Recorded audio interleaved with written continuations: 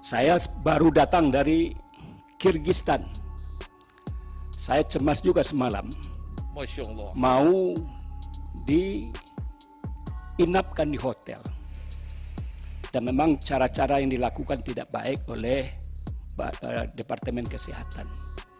Harusnya yang di karantina itu adalah orang-orang yang tinggal di luar negeri.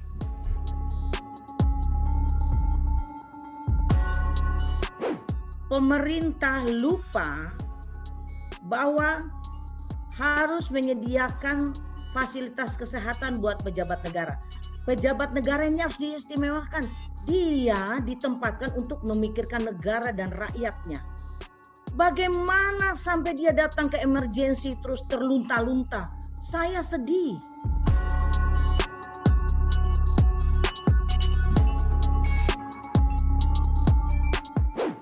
Saya tidak mau lagi misalnya mendengar ada anggota DPR yang tidak dapat tempat di ICU.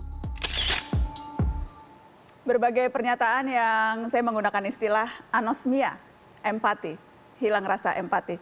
Saya ingin ke Toto. Toto, bagaimana Anda lihat soal pernyataan-pernyataan yang muncul terkait sensitivitas pejabat di masa pandemi ini?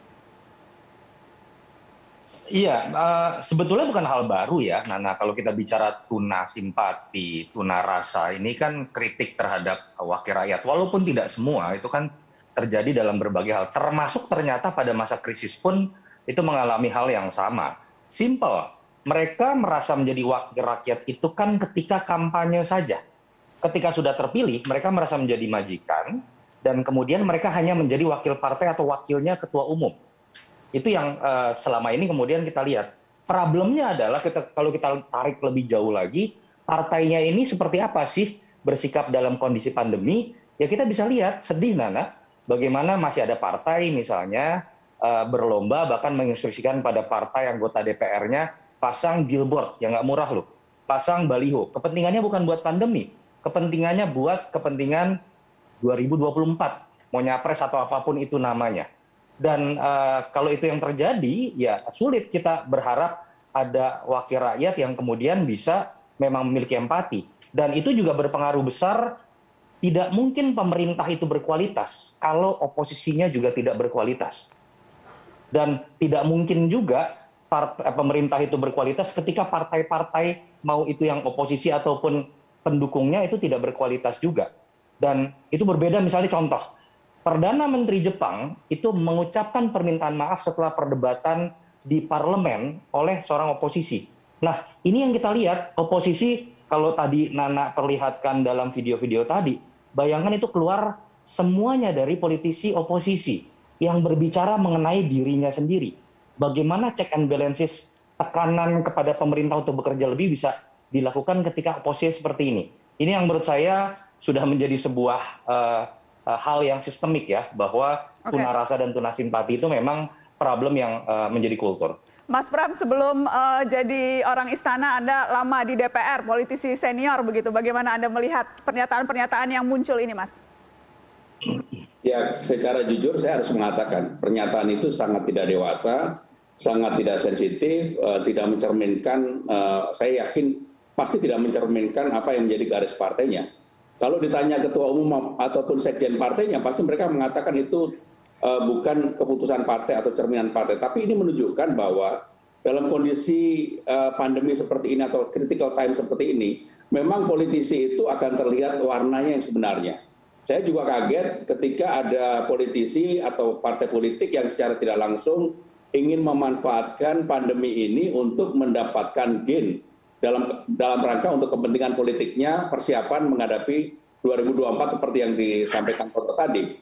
Sehingga dengan demikian saya melihat bahwa politisi yang seperti ini memang saya sepakat itu tuna empati, sama sekali tidak mempunyai empati terhadap apa yang menjadi persoalan terutama di rakyat bawah. Rakyat bawah itu untuk ngantri mendapatkan rumah sakit kemarin ketika pada puncaknya pada tanggal 15-16 Juli, ketika bor sedang tinggi-tingginya, itu untuk dapat rumah sakit aja luar biasa susahnya. Bahkan untuk mengantri dapat antrian di Wisma Atlet juga menjadi persoalan tersendiri. Ya. Sehingga saya harus katakan orang-orang yang seperti ini, para politisi ini benar-benar tidak menunjukkan kedewasaannya sebagai politisi.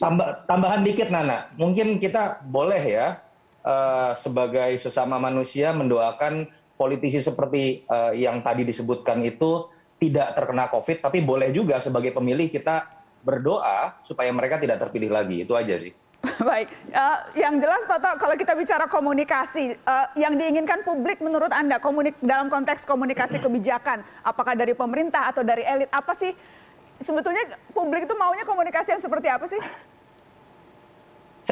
Saya berikan contoh satu yang konkret deh, terkait dengan pernyataan LBP selama memimpin PPKM Jawa Bali.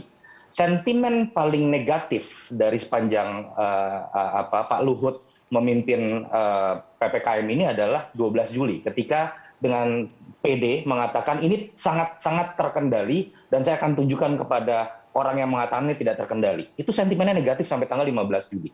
Sentimen paling positif sebaliknya itu terjadi pada tanggal 17 Juli ketika beliau mengatakan permintaan maaf. Poinnya apa sih? Sederhana.